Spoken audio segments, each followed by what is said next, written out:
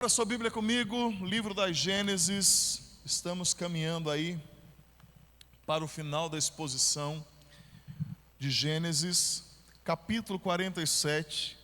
E se Deus assim permitir, em janeiro nós começamos a exposição de Apocalipse.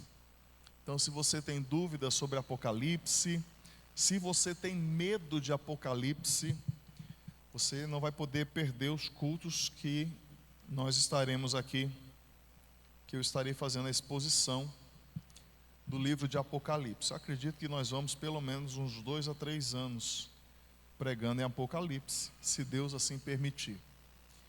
Apocalipse capítulo 47, nós vamos ler do versículo 13 até o versículo 31. Palavras do Senhor para o nosso coração. Diz a palavra do Senhor: não havia alimento em toda a terra, porque a fome era muito grande. Assim, o povo do Egito e o povo de Canaã desfaleciam por causa da fome. Então José arrecadou todo o dinheiro que havia na terra do Egito e na terra de Canaã, pelo cereal que compravam, e o recolheu à casa de Faraó. Quando acabou o dinheiro na terra do Egito e na terra de Canaã, todos os egípcios foram a José e disseram: queremos comida, porque o Senhor nos deixaria morrer em sua presença só porque o dinheiro acabou? José respondeu: se vocês não têm dinheiro, tragam o seu gado, em troca do gado eu lhes darei comida. Então trouxeram o seu gado a José, e ele lhes deu mantimento em troca de cavalos, rebanhos, gado e jumentos. E José os sustentou aquele ano em troca de todo o gado deles. Tendo acabado aquele ano, foram a José no ano seguinte e lhe disseram: não podemos esconder de meu senhor que o dinheiro acabou e que meu senhor já é dono dos animais. Nada mais nos resta diante de meu senhor, a não ser o nosso corpo e a nossa terra. Por que o Senhor nos deixaria perecer em sua presença, tanto a nós como a nossa terra? Compre a nós e a nossa terra em troca de mantimento, e nós e a nossa terra seremos escravos de Faraó. Dê-nos semente para que vivamos e não morramos, e a terra não fique deserta. Assim, José comprou toda a terra do Egito para Faraó, porque os egípcios venderam cada um o seu campo, porque a fome era extrema sobre eles. E a terra passou a ser de Faraó. Quanto ao povo, ele o escravizou de uma a outra extremidade da terra do Egito. José só não comprou a terra dos sacerdotes, porque os sacerdotes recebiam uma porção de mantimento de Faraó e viviam dessa porção que Faraó lhes dava. Por isso, não venderam a sua terra. Então José disse ao povo: eis que hoje comprei vocês e a terra de vocês para Faraó. Aqui estão as sementes para que semeiem a terra. Das colheitas, vocês darão a 5ª parte a Faraó. As outras 4 partes serão de vocês, para semear o campo e para servir de alimento a vocês, aos que estão em suas casas, e para alimentar os seus filhos. Eles disseram a José: o Senhor salvou a nossa vida, que possamos alcançar favor diante de meu Senhor, e seremos escravos de Faraó. E José estabeleceu por lei até o dia de hoje, que na terra do Egito 1/5 pertence a Faraó. Só a terra dos sacerdotes não ficou sendo de Faraó. Assim, Israel habitou na terra do Egito, na terra de Gosém. Nela adquiriram propriedades e foram fecundos, e muitos se multiplicaram. Jacó viveu na terra do Egito 17 anos. Assim, os dias de Jacó, os anos de sua vida, foram 147. Aproximando-se, pois, o tempo da morte de Israel, chamou seu filho José e lhe disse: se agora alcancei favor diante de você, peço que ponha a sua mão debaixo da minha coxa e use de bondade e fidelidade para comigo. Peço que você não me sepulte no Egito, mas que eu possa descansar com os meus pais. Por isso, você me levará do Egito e me colocará na sepultura deles. José respondeu: farei o que o Senhor me pede. Então Jacó lhe disse: jure para mim. E José jurou, e Israel se inclinou sobre a cabeceira da cama. Senhor, após lermos a Tua palavra, nós pedimos que o Senhor nos dê o discernimento e a sabedoria espiritual para nós expô-la nessa manhã. Que o Senhor use da Tua misericórdia para conosco. Que o Senhor abra os nossos ouvidos, o nosso coração para recebermos essa boa semente. E como sementeira nós possamos gerar os frutos necessários para a Tua glória. Que o Senhor fale conosco, apesar, Senhor, da limitação do pregador. E que o nome do Senhor seja glorificado mais uma vez nessa manhã. É a nossa oração no nome de Jesus. E você diz: você já parou para refletir sobre o caos em que o mundo está se tornando, justamente pela falha dos pais em dizer não para os filhos? Já reparou isso? E você quer um exemplo? Eu bolei uma historinha. Supomos que um determinado pai pega o seu filho para passear, e o pai resolve atender todos os desejos, todos os pedidos do filho. E logo de cara, quando o pai e o filho saem de casa, eles se deparam com uma sorveteria. E o que o garoto pede? Ele pede o quê? Sorvete. E ele enche a pança daquela guloseima irresistível. Mal vira a esquina e o menino se depara também com uma barraca de pipoca. E o que ele diz para o pai? Eu quero pipoca também. Aí a gente pensa, né? Sorvete, pipoca, acabou. Só que não. Porque ele anda mais alguns metros e eles se deparam, dão de cara com um food truck, com aquele banner do X-Tudo, né? X-Burger, X-Tudo, de hambúrguer artesanal, que você engorda só de olhar para o banner. Mas não para por aí, porque se nós nomeássemos ou correlacionarmos os logradouros da cidade com as ideias de comida, nós poderíamos dizer que o menino puxou a mão do pai na direção da avenida da pizza gigante, até chegar no número 1.300 calorias.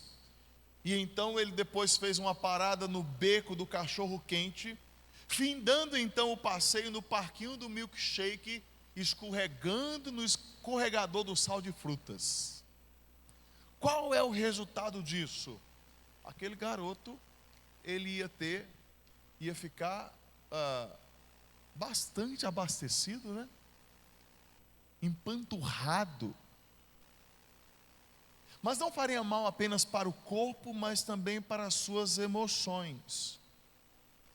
E isso, de alguma forma, essa história que eu bolei aqui, bem genérica, fala um pouco sobre as consequências que nós geramos na vida dos filhos quando nós subtraímos ou excluímos do nosso vocabulário a palavrinha não, uma vez que ela é extremamente necessária para o filho.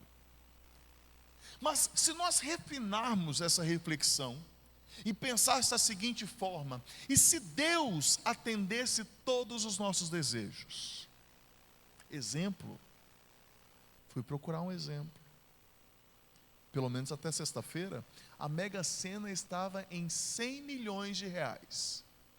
Já pensou se todo mundo que pedisse a Deus para ganhar na Mega Sena, o que aconteceria? Você que fez a fezinha e foi lá, colocou seus números e falou: Senhor, me ajuda. Aí Deus falou: não vou te ajudar, cara, esse negócio aí não está certo. Já pensou como seria o caos diante de alguns pedidos que nós fazemos diante de Deus?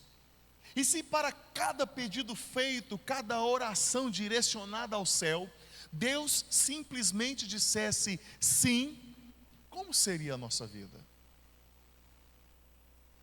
É fato que nós seríamos um aglomerado de gente sem limites, sem escrúpulos, gente emocionalmente doente, isso para não falar de gente espiritualmente quase que morta. O não, como sempre, ele faz parte do vocabulário de Deus, assim como ele deveria fazer parte do vocabulário de todo pai e de toda mãe. Mas é certo que no vocabulário de Deus existe o não. E do contrário, irmãos, se o não fizesse parte do vocabulário de Deus, nós viveríamos nas margens da vida, ao invés de vivermos nos espaços alargados das prioridades.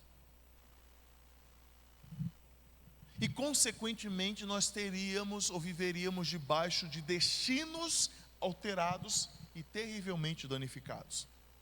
É o que acontece conosco, irmãos, quando o assunto é Deus, o Senhor, quando as nossas orações, elas podem ser até abarrotadas de boas intenções, mas é o não de Deus que vai nos ajudar a reorientar o foco. É quando Deus diz não, que a gente percebe que a gente conseguia viver sem aquilo, e que aquilo poderia nos causar um grande mal. Meu amigo Lucado, ele é certeiro quando ele diz, abro aspas para ele: quando o soberano plano de Deus e o nosso plano terreno entram em conflito, uma decisão precisa ser tomada. Olha que interessante. Quando a vontade de Deus entra em conflito com a nossa vontade, entra em choque, uma decisão precisa ser tomada. E você acha que essa decisão é de quem? Quem você acha que vai ficar com a palavra final? Entre a nossa salvação eterna e a nossa satisfação terrena, a decisão é muito clara e é muito simples para Deus, o Senhor. Alguns nãos sempre existirão no caminho. Deus não está preocupado com a sua satisfação terrena, mas Ele está comprometido com a sua salvação eterna. Amém? E para isso Deus vai nos falar alguns nãos. Para isso Deus vai falar não. E infelizmente nós vivemos numa época de gente emocionalmente, vou repetir isso, emocionalmente desestabilizada ou doente, que não aceita alguns nãos de Deus. Às vezes isso implica em enfrentar crises, porque às vezes o não de Deus nos coloca em crise, nos matricula para vivermos no limite. E mesmo assim, vivendo diante de crises e no limite, Deus nunca negligencia a sua fidelidade. E nessa manhã eu quero compartilhar com você, falar sobre a crise, a fidelidade e o fim, vivendo sob o governo de Deus, mesmo em tempo de tribulação. Porque eu não sei se você está percebendo, mas existe um movimento já claro de que parece que nós estamos em algum grau de tribulação na vida hoje. Na última exposição que nós tivemos sobre Gênesis, nós ficamos sabendo que Jacó e o seu clã, a sua família, se dirigiram para o Egito. E quando eles foram para o Egito, eles se estabeleceram lá. Está lá no capítulo 46, entrando aí nos primeiros versículos do capítulo 47. E ali nós vemos que os problemas familiares da família de Jacó foram resolvidos. Só que eles estavam longe de viver aquilo que os contos de fada, eles apregoam do felizes para sempre.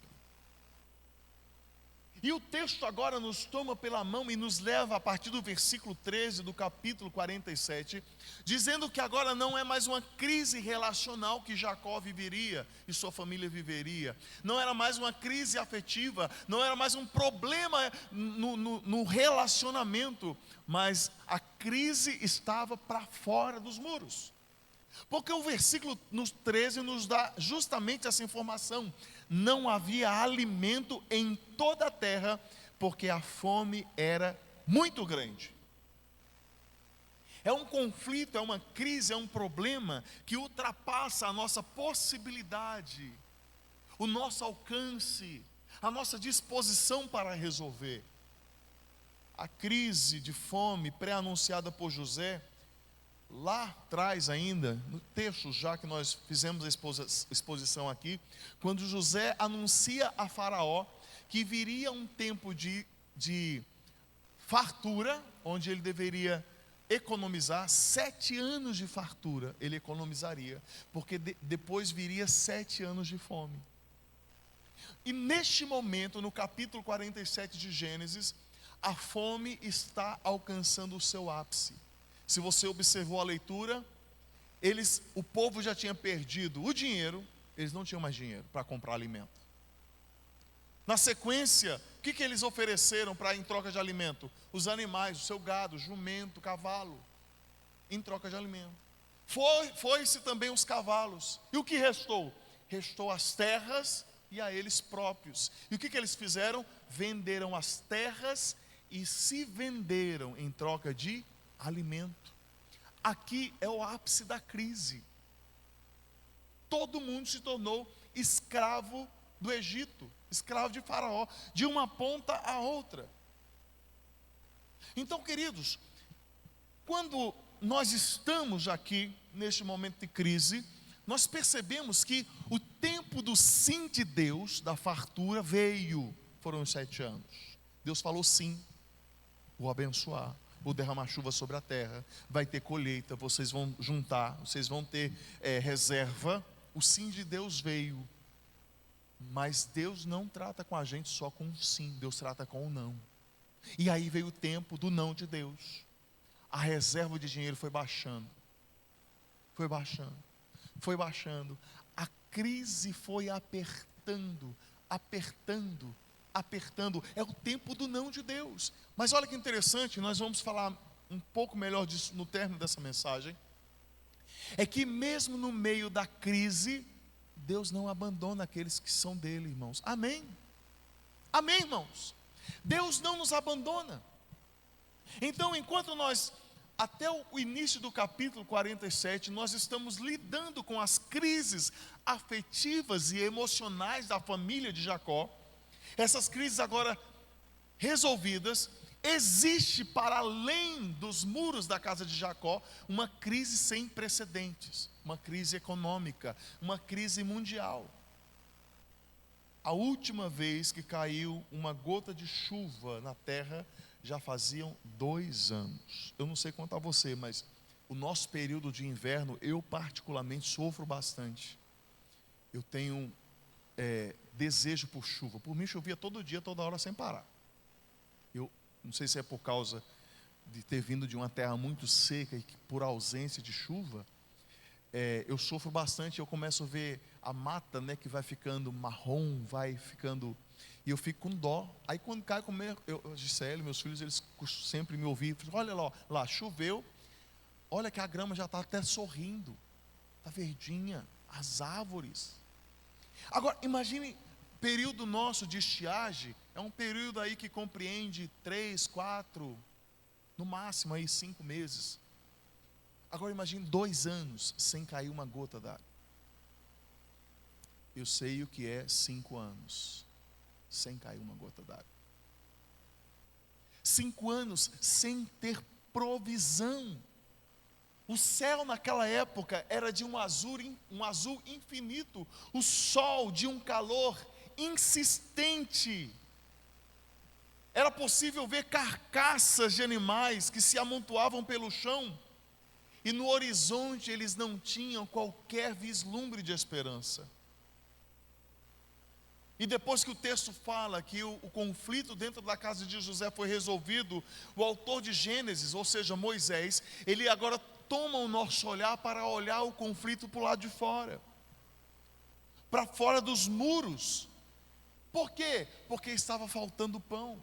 E é nesse cenário de escassez que o texto revela não apenas os dramas do sofrimento humano, mas também fala sobre a soberania divina que governa até mesmo as tempestades, a economia e a história. E quando, irmãos, nós entendemos que nós vivemos sob o governo de Deus, mesmo em tempos de tribulação, nós ficamos confiantes. E eu preciso te fazer as primeiras perguntas dessa mensagem. E a primeira delas é: você está em crise? Você está vivendo sob uma crise? E se você está em crise, como você a descreve hoje? Alguns dirão repetidamente: finanças, finanças, finanças, porque a crise está relacionada à economia. Outros vão falar divórcio, divórcio, divórcio, porque a crise, a faltura está no campo afetivo. Outros vão se queixar do cônjuge mal-humorado e vão falar: meu cônjuge é mal-humorado, ele é carrancudo ou ela é carrancuda. E mais uma vez, a crise não é falta de pão, mas é falta de entendimento nas relações. Outros ainda vão falar: olha, doença, doença, doença, luto, luto, luto, porque a crise, ela se manifesta de diversas formas. E costumeiramente nós falamos e reafirmamos com constância as crises que nós vivemos. Já reparou que diuturnamente a gente coloca o olho naquela premissa: o copo está pela metade. Alguns preferem ver ele meio vazio do que meio cheio. Por que nós fazemos isso, irmãos? Porque a gente acha que o nosso Deus não é poderoso para resolver toda e qualquer situação. Porque nós o sentimos às vezes desamparado diante das crises que se apresentam ou que nos tomam por assalto. Mas sabe o que é interessante? Podemos até viver dessa forma, mas nós não podemos presumir que Deus pensa e age do mesmo jeito, porque Deus pode pegar as nossas crises e transformar as nossas crises em um palco de milagres. Deus está no meio das nossas crises, e Ele pode usar, irmãos, até mesmo a fome, a economia, os conflitos, as catástrofes para os seus propósitos. Porque aquilo que para a gente parece colapso, Deus transforma em um palco da sua fidelidade e do seu poder. Então, diante da crise, vivendo sob o governo de Deus, mesmo em meio à tribulação, eu quero pensar primeiramente com você, que viver sob o governo de Deus significa que a crise, o que ela vai fazer? Ela vai revelar aquilo que está no nosso coração. Onde está a nossa confiança? E é o que os versículos 13 a 19 vão nos mostrar. Porque enquanto a fome assolava a terra, muitos iam até José em busca de socorro, e eles falavam a José, diz o texto, versículo 18: não podemos esconder de meu senhor que o dinheiro acabou, e que meu senhor já é dono dos animais, nada mais nos resta diante de meu senhor, a não ser o nosso corpo e a nossa terra. E o que eles foram então, diante dessa fala, o que eles foram fazer lá com José? O coração deles estava firmado de que José poderia dar para eles provisão. A crise revela aonde o nosso coração está ancorado. Alguns hoje podem olhar para a crise econômica que assola o nosso país, e aí vai pensar o quê? Vai colocar a confiança no plano X ou Y que este ou aquele governo vai fazer. Irmãos, mesmo diante de situações aparentemente favoráveis, o nosso coração precisa ser colocado em Deus, porque Ele é o dono da prata e do ouro. Amém, irmãos? É o Senhor. Existem aqueles que olham para a política que José aplicou aqui, e inclusive taxam José de desumano. Mas é fato que José, imbuído de uma sabedoria divina, usa de meios legais e estratégicos possíveis para proteger a vida de muitos naquele tempo de sequidão.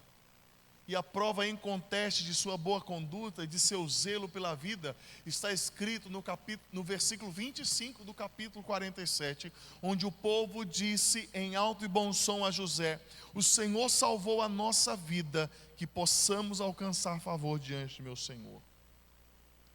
Se José tivesse tomado um caminho diferente, um caminho alternativo, isso poderia incorrer em uma falência coletiva, em um total colapso social, em morte generalizada, em uma tragédia humana e social sem precedente, de proporções globais. mas José faz uso da sabedoria que Deus deu. Porque enquanto as pessoas corriam para o José, o texto ao longo da vida de José, lá desde o capítulo 37, 10 capítulos para trás de Gênesis, nós vamos ver José falando que toda a sua vida e os seus caminhos foram traçados e determinados por Deus, o Senhor. Foi necessária uma boa e austera medida para suprir a necessidade de todos de maneira justa e fiel.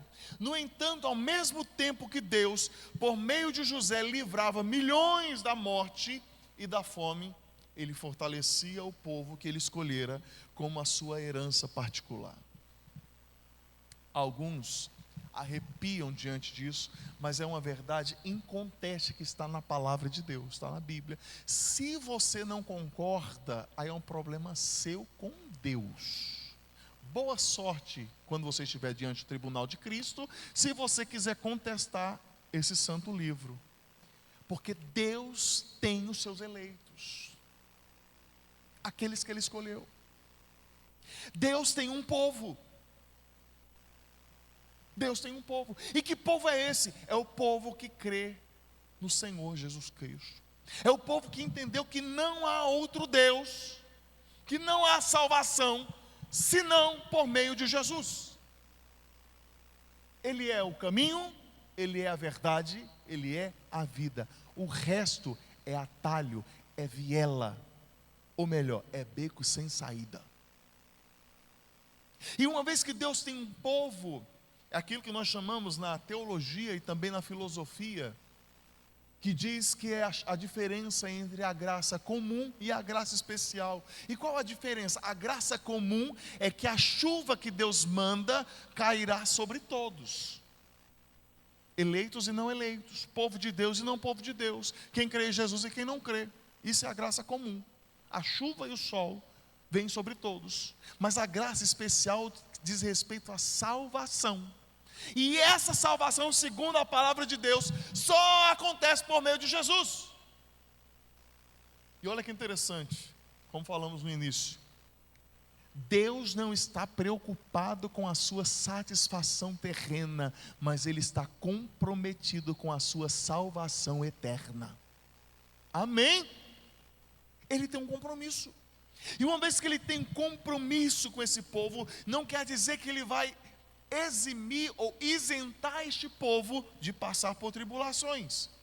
Não, mas é verdade que Ele vai guardar este povo e Ele vai fazer deste povo uma espécie de exemplo ou de figura para a proclamação do seu nome.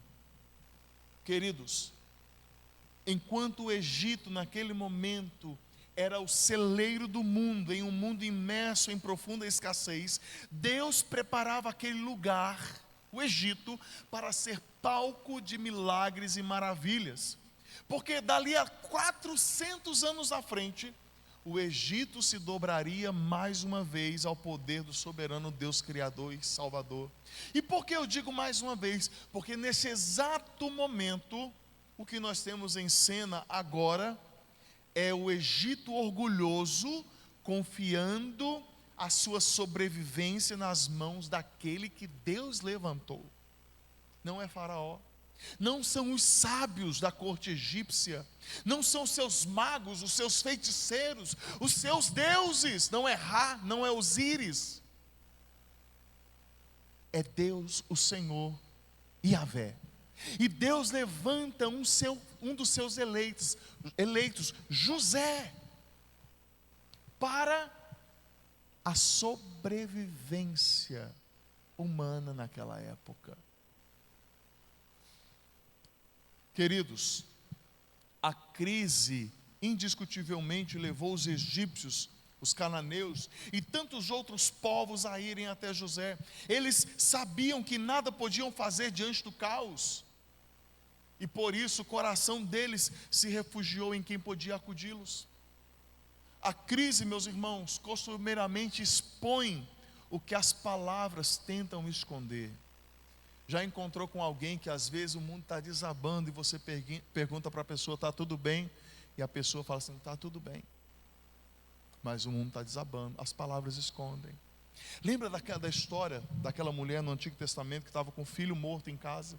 Tem uma irmãzinha que sempre que eu pergunto para ela, de vez em quando ela fala: está tudo bem? E às vezes ela está com alguns desabamentos e ela fala: está tudo bem. Lembra daquela mulher que estava com o filho morto em casa? E o servo do profeta vai lá: está tudo bem? O profeta: vai tudo bem, mas ela está com o filho morto em casa. Está com o filho morto em casa. E o que é isso senão a confiança de que Deus está cuidando de todas as coisas, mas também de alguma forma nós tentando conter ou represar as lutas que nós passamos. E quando a crise chega, irmãos, a verdadeira fé e as motivações então ocultadas são reveladas.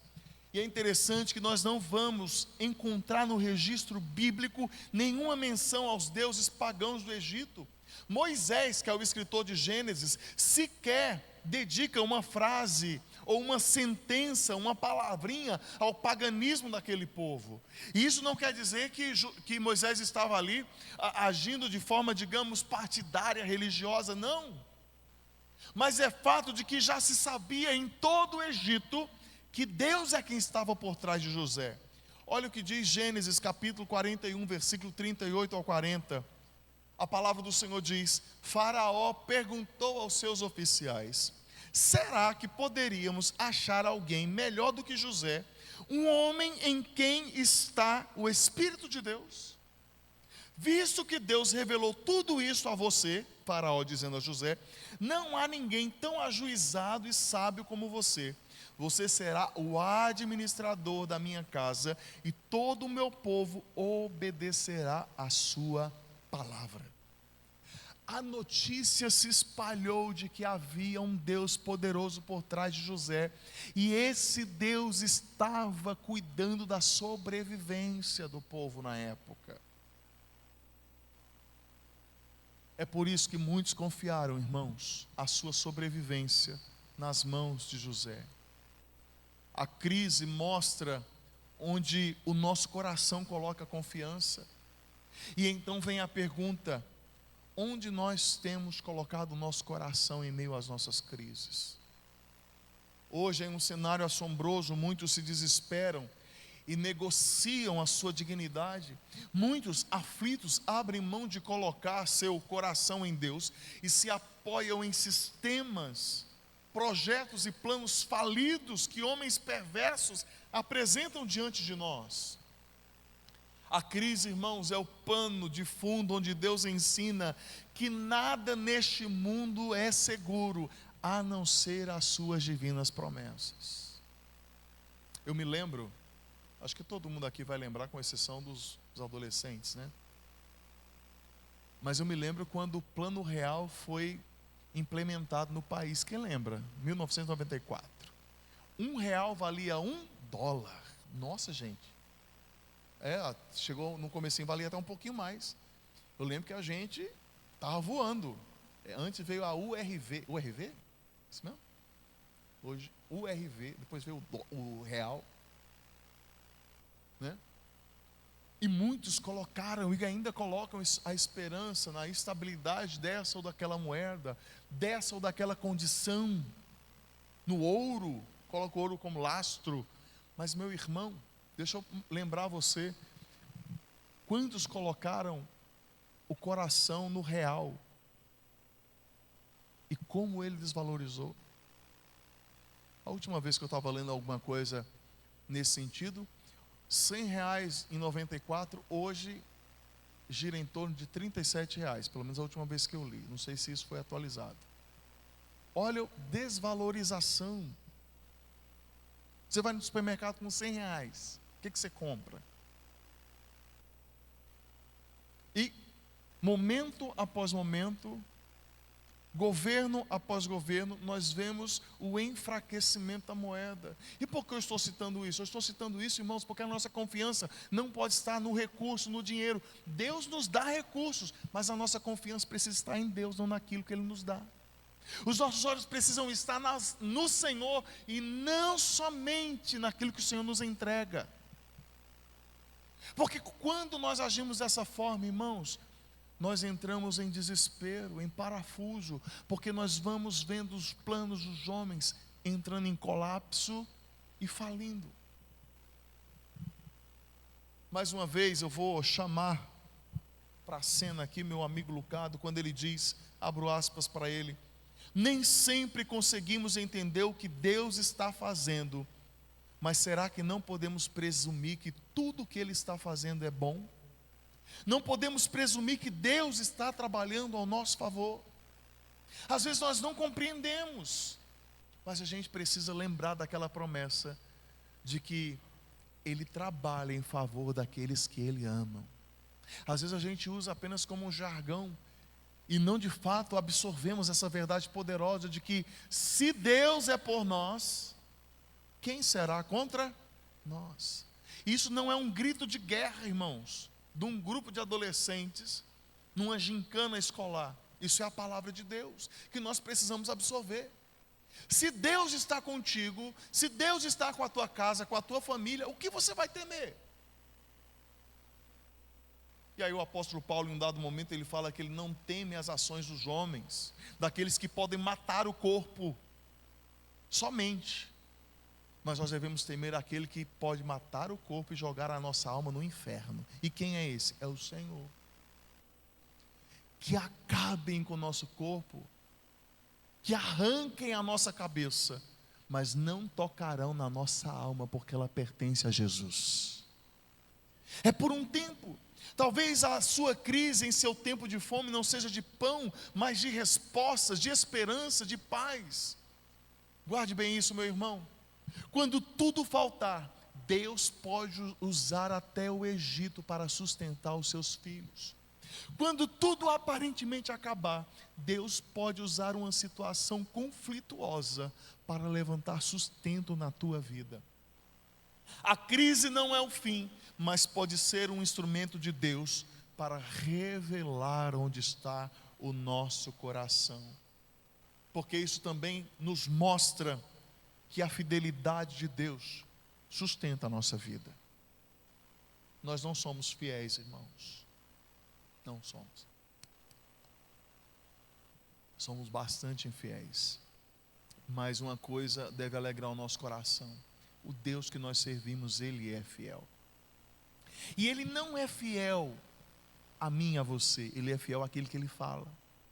Mesmo que em alguns tratados, vamos falar assim, acordos entre nós e Deus, nós falhemos com a palavra, Deus permanece firme e inabalável com aquilo que Ele prometeu. O texto é claro, indo agora para o versículo 27 a 28, quando diz que Israel habitou na terra do Egito, na terra de Gossém, nela eles adquiriram propriedades, foram fecundos e se multiplicaram.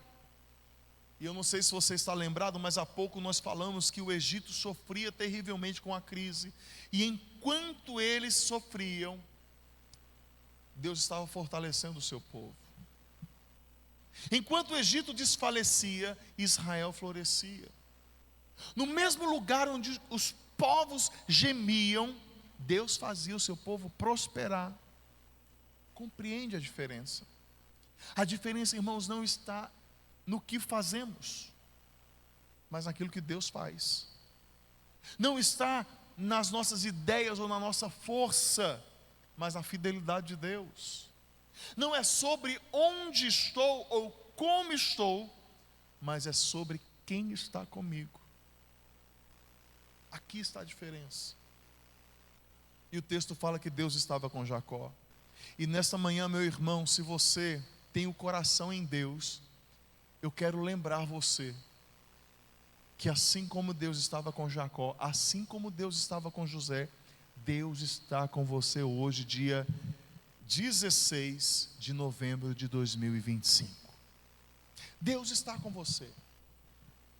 É bom que fique claro que a entrada de Jacó e sua família marca o início do cumprimento das promessas que Deus fez a Abraão e a Isaac, quando ele entra lá no Egito.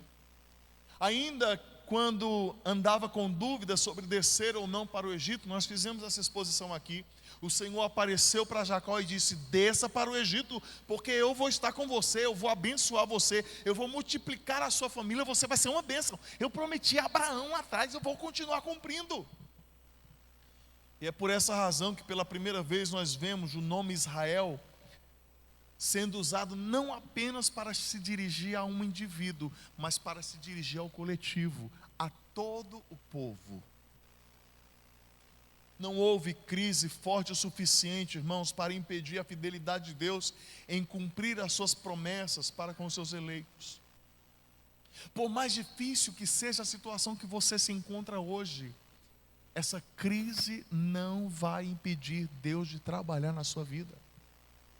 Ela pode estar acontecendo, mas Deus está te guardando. Alguma coisa Deus está permitindo a crise para você aprender. E olha que interessante, quando Jacó ou Israel entrou no Egito por essa época, eram cerca de 70 pessoas. 70 pessoas.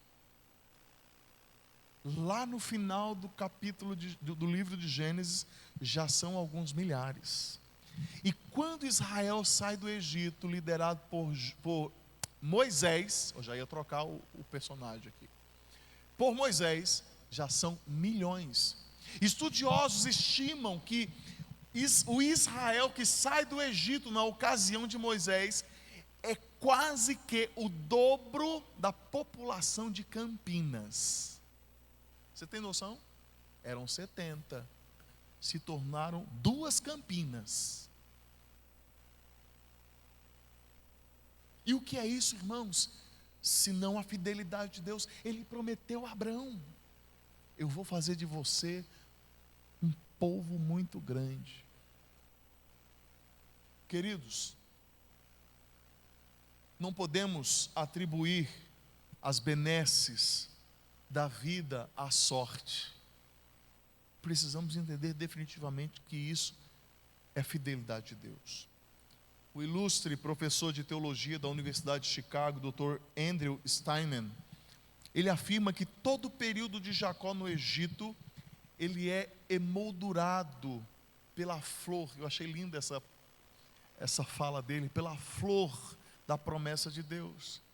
E não contente, eu abro aspas para ele dizendo que a absoluta confiabilidade das promessas de Deus é confirmada à medida que uma delas se aproxima de seu objetivo. Por sua vez, isso aponta para outras promessas de Deus ainda a serem cumpridas, especialmente a posse da terra de Canaã e a bênção de todas as nações através da semente dos patriarcas. O que o Dr. Steinman está dizendo aqui, que cada vez que as promessas de Deus se aproximam e se cumprem de fato, eles vão cada vez mais aumentando a confiabilidade de que Deus é fiel. Irmãos, nós somos testemunhas da fidelidade de Deus que aconteceu no passado e de coisas que Deus tem realizado no presente, da fidelidade de Deus. Então, por que às vezes nós colocamos isso em xeque? Porque às vezes nós duvidamos. Eu vou chamar João Calvino, quando ele afirma que em toda crise Deus estava protegendo a sua igreja.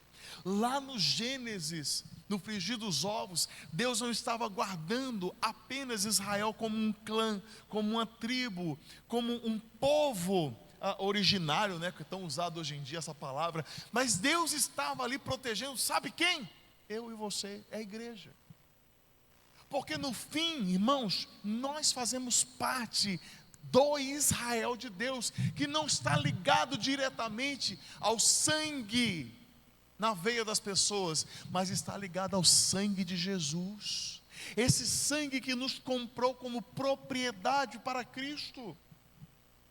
Jacó podia não estar na terra da promessa, mas o Deus da promessa estava com ele.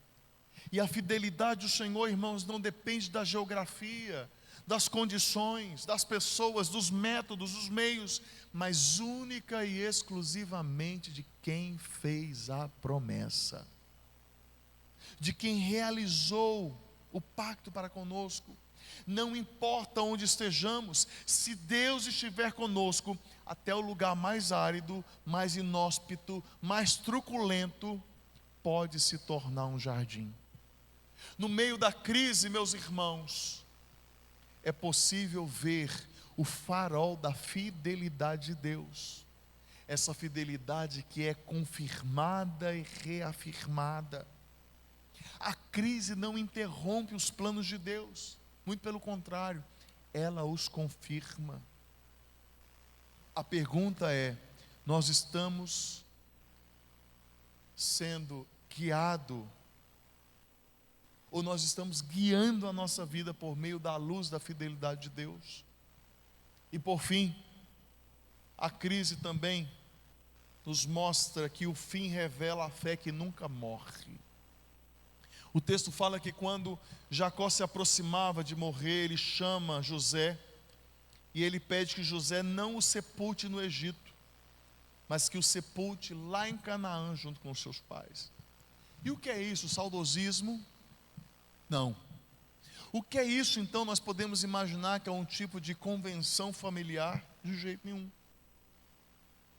A partir desse versículo, irmãos, nós temos Moisés agora conduzindo a nossa atenção mais uma vez para a aliança que Deus fez com o seu povo.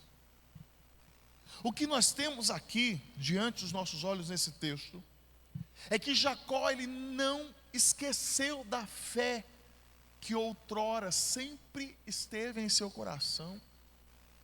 Por mais que ele estivesse em uma condição benéfica, avantajada, abastada, Jacó, ele tinha convicção que ele tinha uma promessa da parte de Deus. Queridos, nenhum lugar neste mundo, por mais confortável, frutífero e atraente que seja, pode substituir o lugar da fé nas promessas de Deus em nossa vida.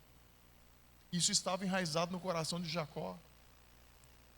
E quando ele fala: olha, me sepulte junto com os meus pais, é um pedido estranho. É um pedido, mas um pedido levantado sob o alicerce da fé. E no crepúsculo dos seus dias, Jacó não via como lucro fechar os olhos terrenos em definitivo na terra do Egito, porque mesmo ali sendo um lugar de provisão, para ele as promessas de Deus são mais importantes do que a provisão. E é assim que todo crente em Cristo Jesus deve se portar. Quantos hoje andam atrás dos resultados dessa vida, não considerando o destino proposto pelo Eterno, que é a Canaã celestial? De novo eu uso as palavras de João Calvino, quando ele diz que esse pedido de Jacó é de invencível nobreza, porque Jacó estava disposto a abrir mão, renunciar tudo, para se agarrar à promessa eterna de Deus. Isso nos faz lembrar, irmãos, de que herança, fortuna, reservas, recursos não acompanha cortejo fúnebre. Nós não levamos nada dessa vida aqui, a não ser a nossa fé em Cristo Jesus.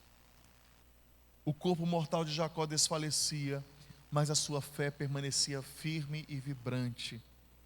Ainda que a fé de Jacó fosse arremessada às ondas, ele estava longe de naufragar, e por isso ele olhava para o porto da sua segurança, a fé no Deus Todo-Poderoso.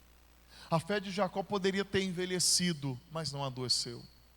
O corpo do patriarca sucumbia, mas a sua fé permanecia viva. Jacó atravessou anos, perdas, dores, e agora está deitado num leito. A sua fé viva, firme, forte, suficiente para abençoar os que levarão o seu legado adiante e para adorar o Deus da sua salvação. Porque tanto aqui como em Hebreus capítulo 11, o escritor aos Hebreus diz que enquanto Jacó fechava os seus olhos na hora da morte, ele ainda adorava ao Senhor. E toda vez que eu leio esse texto, eu lembro da minha vozinha paterna, vó Regina. ela faleceu. Ela pediu para minha tia o inário. Ali no leito de morte, ela começou a cantar os hinos do inário. E ela cantou 1, ela cantou 2, ela cantou 3, ela cantou um quarto hino, ela cantou o quinto. E aí a sua voz foi desfalecendo. E ela só começou a cantar o 6º hino. E ela faleceu cantando para Jesus. A fé, irmãos, não morre. O último pensamento de Jacó foi Deus, o Senhor. No fim, não vai restar, irmãos, aquilo que nós acumulamos, mas em quem nós confiamos. Não é o que nós temos, mas é em quem nós cremos. Quem tem uma fé que não morre consegue encarar a crise e o fim, as lutas, com paz. Vem para cá, Misa. Para esses, a glória deste mundo não pode, as glórias deste mundo não podem ofuscar a promessa do repouso eterno em Deus e com Deus. Não é sobre, irmãos, onde ser sepultado, é sobre manter a fé e a fidelidade do Deus que faz e cumpre cada uma das suas promessas. E eu te pergunto, como anda a sua fé nesse tempo de crise? A sua fé está sendo colocada no Senhor? Ela está de fato alicerçada naquele que sustenta a nossa vida? Ou ela está sobre lugares escorregadios, lugares tenebrosos, lugares dos quais, no primeiro vento, no primeiro soprar de adversidade, nós perecemos? Onde está a sua fé? O que temos essa manhã? Nós temos um capítulo da Bíblia que começa com fome, mas termina com fé. Temos um Egito desfalecendo no início e um Israel adorando a Deus no final. E por que nós vemos isso acontecer? Porque quando Deus governa, até a crise mais hostil se torna um caminho de redenção. Deus usa a crise para purificar o nosso coração. Ele usa a crise para provar a nossa fé.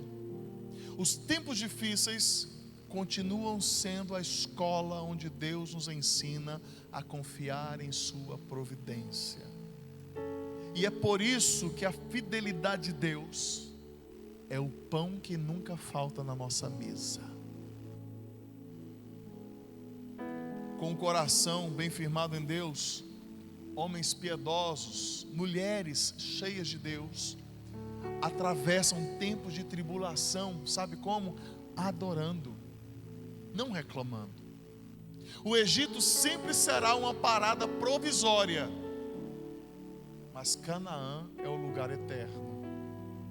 Semelhante a José, Cristo, o Supremo Redentor, veio ao mundo para ser o pão do céu, que é dado ao faminto para a sua subsistência em um mundo de tribulação. E é esse mesmo Cristo que sustenta a sua igreja, guardando-a em meio às lutas com sua fidelidade, e nos levando seguros para a terra da divina promessa, onde toda crise passará, onde a fidelidade de Deus se revelará em plenitude, e onde o fim dará espaço para um novo e eterno começo. E é por isso que eu convido você a fechar os seus olhos nesse instante. E se você vive um tempo de crise, seja ele qual for, e essa palavra vem certeira ao seu coração, é tempo de você se colocar no seu lugar e dizer: Senhor, eu quero viver sob o teu governo, esse governo que me sustenta mesmo em meio à tribulação. E eu dou um tempo para você pensar sobre isso, e se colocando de pé no seu lugar.